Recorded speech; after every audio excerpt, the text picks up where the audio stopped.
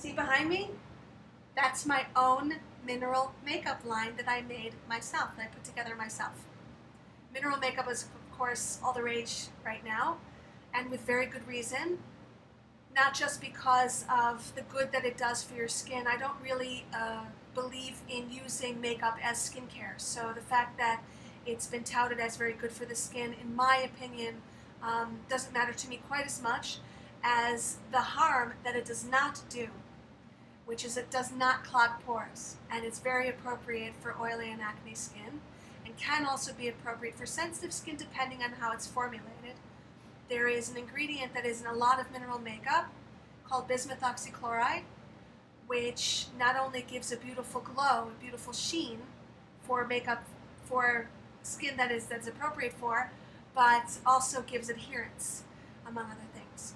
And there's also another ingredient called mica, which when you look at it up close is really quite remarkable. If you take a small square of it, you can actually take a razor blade and cut sheets of it, very fine thin sheets that have a gorgeous opalescent patina kind of look to it. It's really quite remarkable. And that also gives a glow and a sheen. And so when these two ingredients are in a mineral makeup, it can be inappropriate for an oily, acne, or sensitive skin.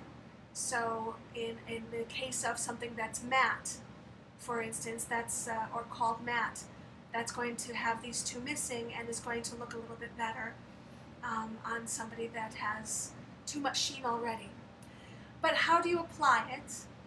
And what happens when you apply it the way that they direct you to, and you end up with it cakey and just too much? Because what they generally tell you is that you take a brush that is flat, like this, which they will call a kabuki brush, which usually has a very small handle to it, and you have to load the brush.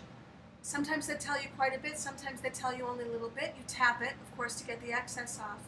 But the reason why they tell you to actually load it is what you're trying to do is apply it to the skin where you're taking a large amount and distributing it by smoothing it around and smushing it around. And then going to a different section of the face and doing the same thing. And this can create a pretty substantial coverage, but it also can create a pretty substantial, sometimes pull on the skin, and definitely a caked on kind of look. So I think what's much better is to apply either a skin safe concealer first, wherever you need it to go, in a small amount, then go over with the mineral makeup using a brush like this, where you load it very slightly, tap, just a little bit, obviously not getting it all over your dresser, but applying it in a small amount very evenly over the skin, then going back with a Taklon flat brush like this with more of the mineral makeup, and then applying it where you need it to go to cover more.